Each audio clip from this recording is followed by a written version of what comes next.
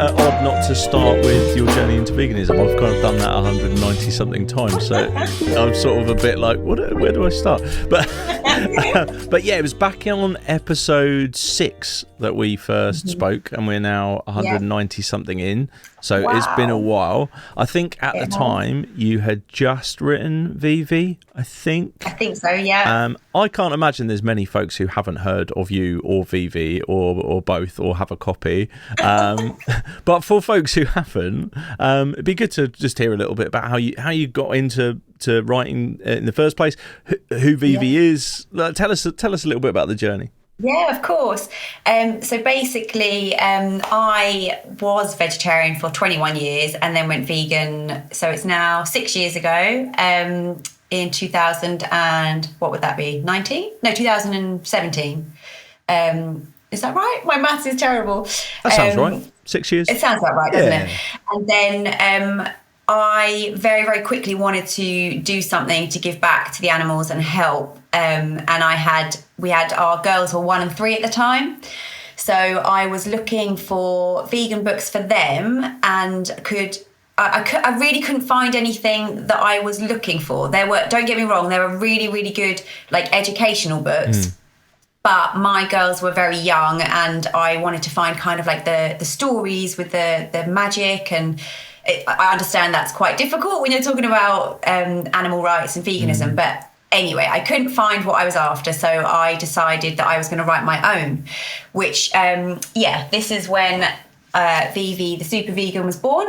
Yay. And I launched that in 2019, and it was a brilliant thing that I did at a very difficult time in our life, but it was very worth it, because after that I had such amazing responses from parents who were all obviously feeling the same as I was, and they were just so pleased to be able to have a character that their kids could relate to.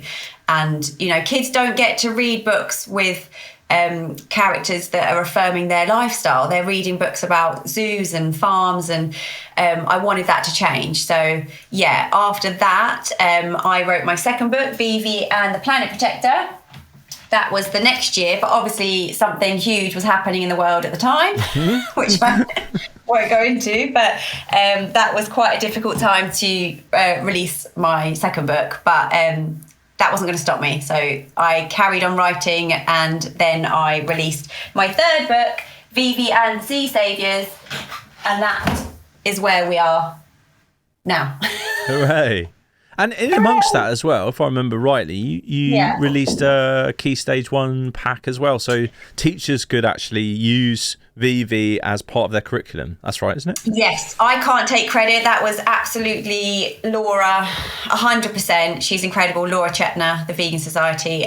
But we worked together, and she's based, the whole Key Stage 1 learning resource on my first book. And I think if I'm correct in saying, she's doing the Key Stage 2 to go alongside my second book, and then she wants me to keep writing so she can keep writing resource packs as the years go on. So she's done an amazing job with that as well. That's so cool. What's the kind of the world looking like in terms of this space now? Like you mentioned, when you first wrote Vivi, there wasn't a lot out there. It feels like you were pretty pioneering in that, in terms of bringing this kind of narrative to vegan kids and making things more inclusive. Have you noticed a shift off the back of that? Is there more and more kind of equivalents and other writers getting into the game and things going on? I've definitely noticed a lot more children's stories out, which is fantastic. It's amazing to see. There was a couple of ones anyway in America that I'd seen, which were kind of more fictional, which was lovely. But in England, there really wasn't anything. And I'm still yet to see like another series like mine. Yeah. But there are definitely more fictional stories coming out, maybe based on animals that, are in real life that people have written stories about. But it's brilliant to see that there are more coming out. There's still room for so many things in the children's literature world. But it's definitely better than it was a few years ago. And how are kind of parents and so on? How have they responded to Vivi and the whole gang now? Yeah, Vivi and friends. Yeah, the messages we get, that it keeps me going, because when I get emails from parents saying that my books have helped their children's confidence so much, and they were feeling really isolated and lonely at school, and now they feel like a superhero and they've got their characters that they can relate to, and that's apart from me wanting to help animals and do something and give back, that was one of the big driving forces for me, because I know for children to feel included at school and included in the world, they need to be able to see themselves, in books and TV shows, it's lovely to read. Yeah. How have I'm just interested, just as a fellow parent, how have your kids kind of navigated the world of school with veganism? How's things been in that? Because obviously last time we spoke, your kids would have been preschool. My little one was 1 as well, I think. So he was pretty small, and just, I think, maybe started nursery, something like that. But I quickly have found out nurseries is a bit of a different place to school in terms of like, if you're paying for something, I think there's a little bit more obligation maybe to have some conversations with you. And school initially, we had a little rocky start, but we're in a really good place now. How have you found it? Just out of interest. I'd be interested to hear about your rocky start. Was that to do with the school menu or? Yeah, a little bit. Yeah. Usual kind of, usual stuff. We've had all of the kind of similar things like that. The school were great in the end about providing good vegan options. I had to kind of keep going backwards and forwards, but now there's a vegan option every week. They've got a 3-week rotation, and that's obviously coming from a catering company coming in. And at least it's not just a jacket potato as an option each day. They have, it's not very healthy. It's a lot of processed food, like nuggets and wedges and vegetables and things, but at least there's an option each day, so that's good. But we've had our battle has been more to do with like the school trips. As the kids have got older, each school trip, I have no idea why, because I never went to anything when I was at school, but each school trip for the girls has involved either a farm or, we do live in a rural part of Suffolk, so I understand that we're in the minority here. But the recent school trip was a big farm day where hundreds of schools went, and then they had basically every way you could exploit an animal on stage. So they were shearing the sheep, they had cows in pens, they were cuddling the chicks, they had skinned rabbits on the tables, they had all of these things going on. I'd asked Lila, my eldest, whether she wanted to go to this trip and explained what it was about, because it's celebrating farming.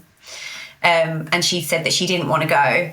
And I said, that's fine. I spoke to the school and told them, but the response we got from the school this time around wasn't very supportive, and they were almost a bit annoyed, which led me and my husband to go and have a conversation with the school. But we had doors kind of closed in our face. It was almost like we were, being a pain this time, when we were actually just trying to help the school understand why that wasn't an inclusive experience and how that could make a vegan child feel, because they either have to miss out on the trip or they have to go and feel distressed. So both options aren't great for a vegan child. And we were trying to get them to understand that. And from a kind of legal point of view, now veganism is protected belief. They need to have things put in place so they don't make children feel this way. But the school, they didn't really understand the approach that we were trying to help them. So in the end, we had to take it up with the governors and we weren't going to back down on it because there are more vegan children in the school than our kids, but I know other parents don't want to speak up. They don't feel like they have a voice. Yeah. So I was like, well, I'll take this one on. Me and my husband were happy to speak to them for the sake of the children and, you know, future vegan children.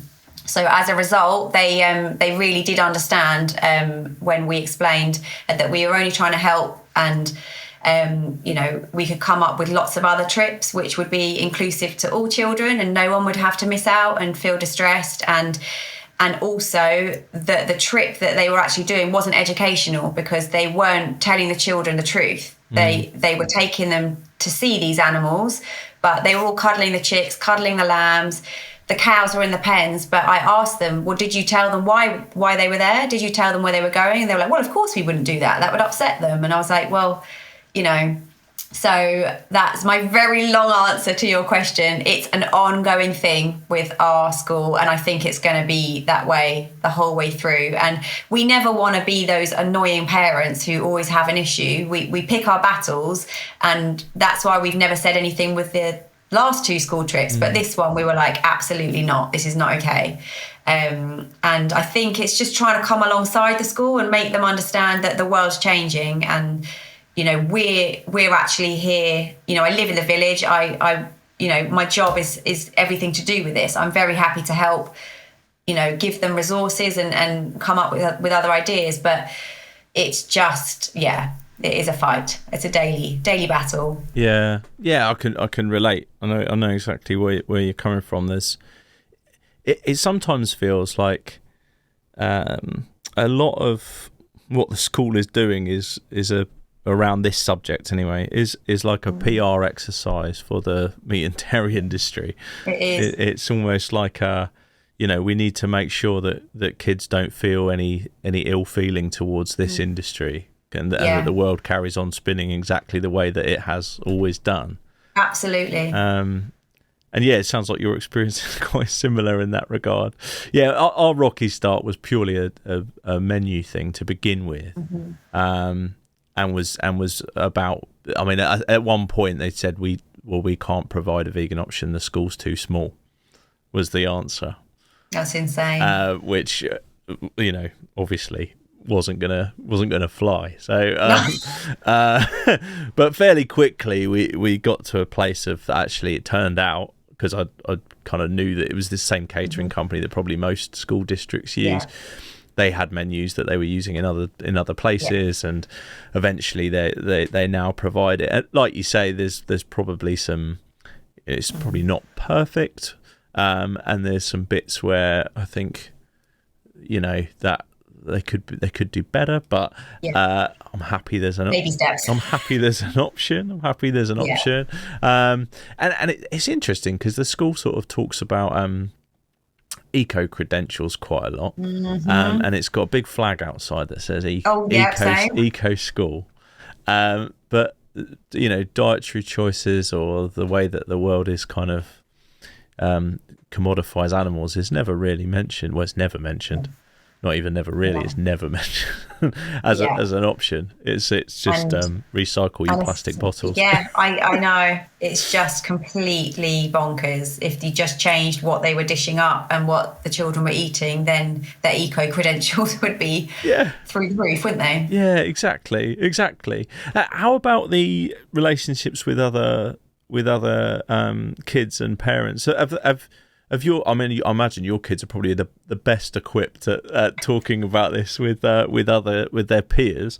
But how's that kind of conversation gone? I remember us having a conversation a while back about the kind of the kids' parties, and you kind of gave me some great inspiration at the time, being still relatively new to veganism and certainly new to being a vegan parent, which was, you know, ask what they're making, bring along the same thing but veganized, and make it a bit better if you can, that sort of thing. How have those relationships sort of developed as your kids have got older and gone through and starting to go through the primary system?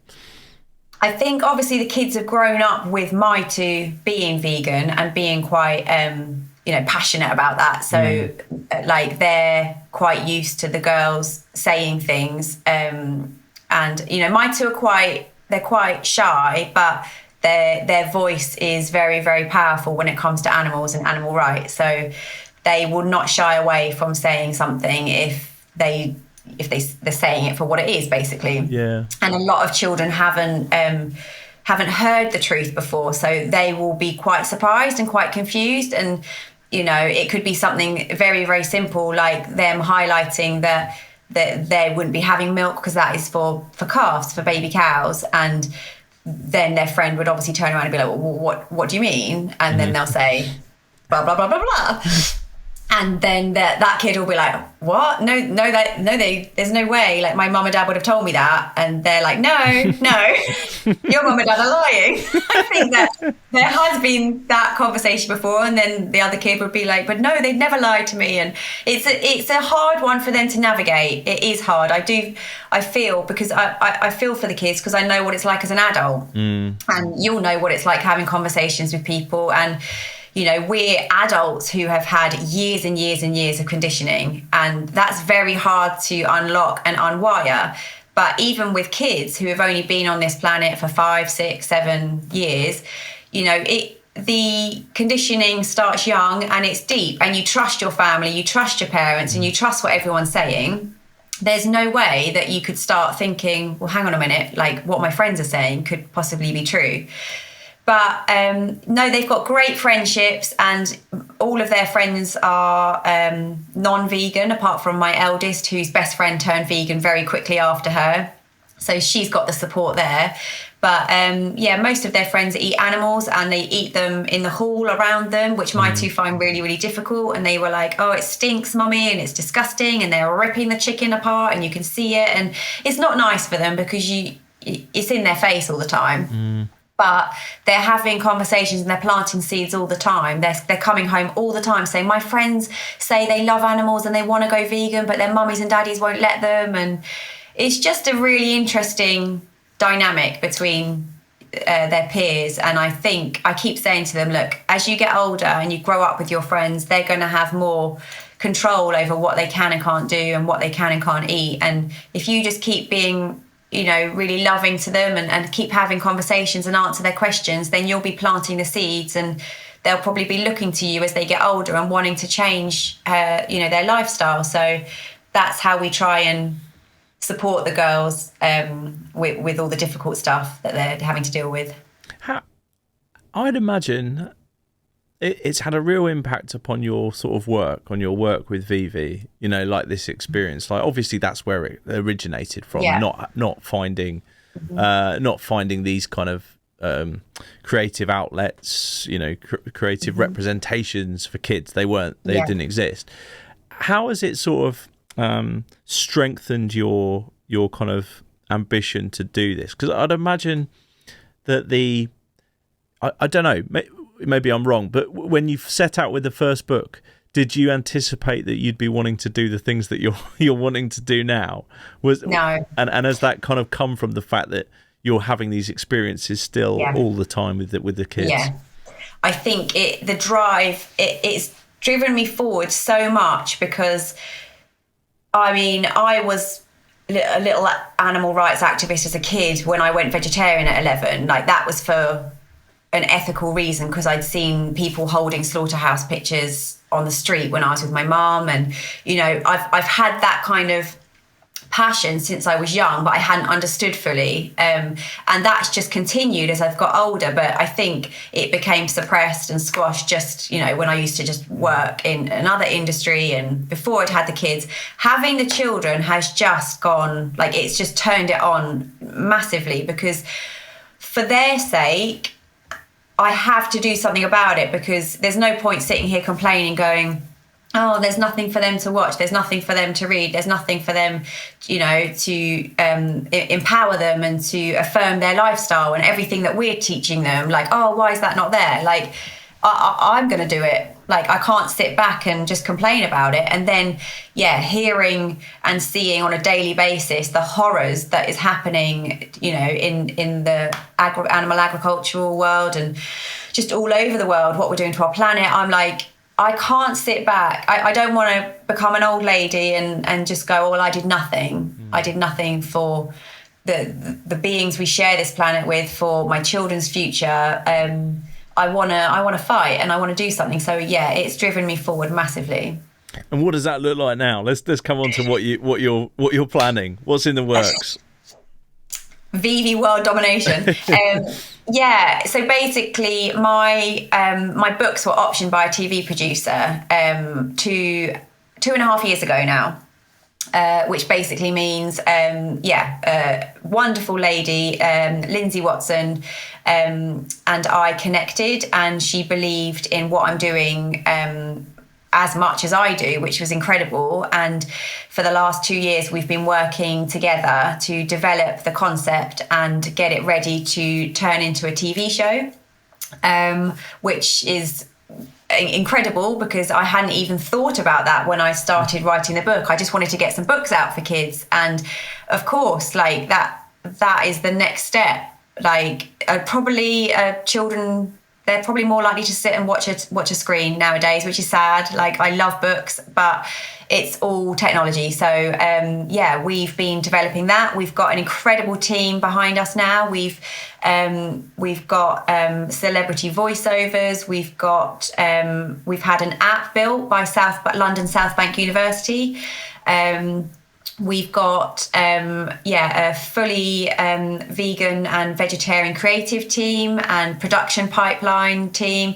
Our USP is that we want to be the completely plant-based, vegan, ethical, because that just isn't really out there. People just don't really care in different industries, like in the animation world and stuff, and it's not always ethical, from what I hear from Lindsay, who is obviously in that world. So yeah, that's what we've been working on, and that's where we're at. That's amazing. I don't even know how you begin to come up with that kind of, like, as in, like, where do you start making that? You know, I can imagine there'd be a Vivi TV show. I think that would be amazing. But yeah. if you then said, right, how do we make that work? How do we make that happen? What were the sort of steps along the way, and what are the steps? Because I guess you're very much in it. Yeah, I mean, I suppose a lot of people, when they come up with a concept, like, for instance, Peppa Pig, there weren't books beforehand. It was an idea. It was like an idea on a napkin kind of thing. Yeah. And then they would take that to a network or a channel and say, look, this is our idea. This is what we'd like to do. And they either laugh in your face, shut the door, or they say, yeah, we like it. And, let's try and raise the finances to do that, and let's get this going. But my producer said that she was there when they first pitched Peppa Pig, and they did get laughed at, and they said it would never happen, and it took them 5 years, and now look, I mean, it's huge, isn't it? Yeah. But it's when you have books, I think you have a viable product to show people, and people can picture that more. It's easier. So when I was first thinking about approaching a producer, it was a lot easier to go and say, look, here are my books, here are the illustrations, this is the idea that I have, and I would love to bring it to life and animate the characters and provide vegan friendly content for kids. I think it's a lot easier to have that there, but it's all been a massively new process for me, because writing books was a new process. Like, I hadn't done that before. I had to learn along the way. And this has been even more insane, because it's completely out of my comfort zone. But you basically have to develop what you already have. And then you have to bring the characters to life and really get to know their personalities, because you need to be able to explain that to animation studios and to the voiceovers and to the technical, everybody, basically, because they need to say, they need to know everything, what makes that character tick, their weaknesses, their faults. So when you're just writing a book, you've kind of come up with your character, but that's it. You don't really have to delve too deep. And it's been a lot of time having to really bring each character to life, and then to know who we want to contact to do the voices, and put your pitch deck together, and basically package up the concept, which is what we've done. And we've now got to the point where we're seeking investment to make it happen. So it's been a long 2 years, but totally worth it. And I'm very, very excited now to be at the point that we can go, right, we just need the financial help so we can, hit the green button. So once you have let's fast forward, you have the financial help, but you can make, take it, you make the show, and then do you have to, is there another process then to kind of sell it to TV companies or whoever? There's a lot of processes within the process. Right. As I said, I'm learning. Luckily that my producer, that's her bag. She knows all that. I'm the creative side. So anything creative that needs doing, that's me. And then I leave all of the technical stuff to her. But you basically, I think back in the day, they would, pre-COVID, pre-everything, you would take it to a channel, say the BBC or Netflix or something, and they would raise or provide a certain amount of the money, and then you would need to raise the rest, and then they would it would go into development. So then they would have enough funds to obviously pay animators and editors and everybody else, and maybe they would do like a few of the episodes or like a pilot and just see the response and everything. Things have changed drastically because lots of people have lost their jobs, and with AI coming in, lots of things have changed. So now channels are looking for people to get private investment and then bring it to them, and then you will obviously put it all together and then sell it to the channels. So from my understanding, things are kind of constantly changing in the animation world, but our plan is basically to obviously try and raise the finances with an impact ethical investor who shares our vision with this and our values, and then we would love to get like a YouTube mini series. We've obviously got our prototype app, but it would be great to expand and make that bigger.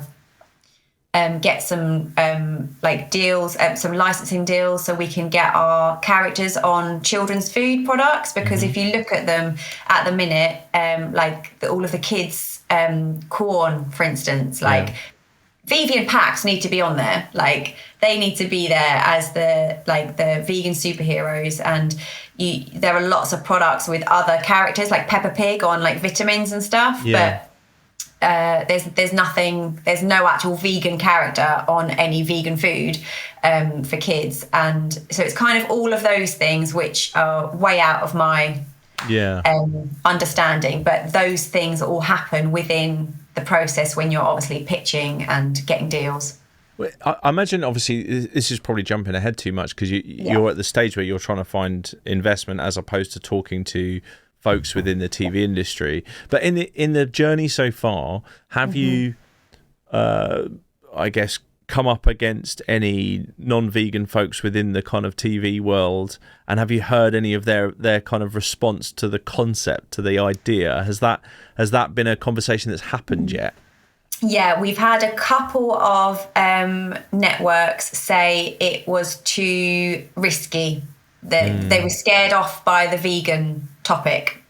And even though we are not pitching this as it's not Vivi the Supervegan, it's Vivi and the Planet Protectors. So we haven't got that word, which does evoke a lot of emotions from people sometimes. It seems like we're right at the beginning again. Maybe like we're early on with this idea and this concept. I think there are going to be lots of programs in the next 5 years which are actually tackling this topic. And I think that networks and channels will become less scared off. But it's just crazy to me, because even the BBC would put on documentaries. I know there was one recently where they actually showed what happens to calves, and they actually shot the calf on this BBC documentary. And the presenter was horrified, and they said, but he's a waste product, we don't need him, we need the female. And so to hear from certain channels like, oh, it's a bit too risky, and they were scared off, it's mind-boggling to me. But I understand that they have to be careful with the risks they're taking, but we're not planning to be some preachy program. ramming like the vegan message and animal rights at the screen. That's not our intention at all. Yeah. My plan is to have a vegan friendly show for kids, and it'll probably be less like in my books, where with my first book I was quite full on with explaining what veganism is. This is not going to be like that. There's going to be a vegan theme the whole way through. So whenever the family and the friends are eating, it's always going to be plant-based food. It's going to be very, very clear. They're going to be rescuing animals. They're going to be saving the planet. They're going to be working together. It's all about friendship. It's all about, supporting each other. They obviously have their different vegan superpowers, but it's not like that word is going to have to be used. It's going to be... she ignites compassion in people. So you see what I mean? It's going to be very subtle, but it just hasn't been done before. And that is our USP, that it's a vegan show. So that should take away that kind of risk factor for channels and networks. So I think when they read our pitch deck, they can see that. It's just who's going to be the first one to take the risk. So is there anything close like there's ever been that you can think of? Because no, the only thing so I don't know what year you were born, but I grew up with the raccoons. Bert Raccoon. Love it. I was 84, so 86 Cyril Sneer. It was definitely in my wheelhouse. Bert Raccoon. And that was ahead of its time. So we had a Zoom call with Kevin, the creator of the raccoons. Lindsay's good friends with him, and he's lovely, and he's really supportive of what we're trying to do, and we're trying to get him as an executive producer for what we're doing. But because the raccoons, they were all about saving the forest, and it was a very like environmentally friendly show. But apart from that, I can't think of anything that comes remotely close to what we're trying to do. Which is why it's so important to make it happen, because it needs to be out there. It needs to be out there for children. It's really interesting when you said that there's a fear that it's sort of pushing things too far, or they're a bit nervous of this kind of thing at the moment, and it's really interesting, like with your example of the calf in that tragic sort of depiction that was shown on TV, that what they're frightened of is not the content as such. It's the system being challenged. It's the sort of the norm being challenged, which is kind of quite scary, really. That is frightening. That there could be a different narrative put across. Yeah. I also think it's a backlash. They're scared of the backlash from obviously the farming world and the animal agriculture industry, and we know how much money there is tied up in that. And I think there's probably lots of things going on behind closed doors, which means that their hands are tied. But I think if we can obviously connect with an impact ethical vegan investor who supports what we're doing and believes in it as well, and once we've got everything and we can do that independently, then it's going to be a lot easier for them, because it's going to take a couple of years to obviously go into production and get finished. So by that time the world would have changed even more, wouldn't it? So it's just trying to get the ball rolling with it. And there's sort of, I guess, I mean, it's nothing necessarily aimed at children. I mean, there's one thing I'll mention in a sec, which isn't really the same thing, but is juxtaposed. But there's precedent for films now that have got a sort of vegan message that have run through them, and many of them obviously independently made and so on. But there's still nothing really in this space. But the one I was going to mention that sort of jumped to mind was Amari McQueen and his cooking show, which is a staple in our house. Arthur loves watching that. Is that's on BBC and is sort of vegan, so they again, he never mentions the word vegan. He just talks about cooking with health. It does say healthy plants quite a lot and things like that. But it's fascinating, the sort of, if I think talking about your kind of idea of progress and where we'll be in a couple of years, that I couldn't imagine that show existing 5 years ago, 6 years ago. So even when we first spoke, probably I wouldn't have thought. I wouldn't have thought they would have put a vegan chef on a kid chef on a TV show like that. Exactly. And talking about this is revealing all sorts of Arthur's viewing habits. But Big Cook, Little Cook, have you ever watched that? No. So it's a very odd concept. There is a big cook who is a normal sized adult, and then a little cook who is also a normal sized adult but shrunk down via the magic of television. Brilliant. Okay. And she can ride a spoon and stuff, and she's magic. This I feel like I'm on a tangent here, but and they cook things for make-believe kind of visitors to this cafe that has got a very curious business model, because they don't seem to have anybody in it. They have one person every week who comes to visit the cafe. But anyway, it's often, and this is the bit I don't like about the show, they are talking about eating animals within it. But they always do say you can use, like they'll say, you can use beef, or you can use soya mince, or you can use it, or they'll say milk, or they'll say a dairy alternative. So there's sort of, I guess, a recognition somewhere, I guess is what I'm getting at already, that with Amari McQueen, with that little example there, that there perhaps needs to be vegan. There are vegan kids, I guess, for a start, and that they need to be catered for. Exactly. So I hope, for yours, for our sake, for every vegan kid out there, that within 2, 3, 4, 5 years, that this grows and grows and grows. And definitely. Well, we're so close now.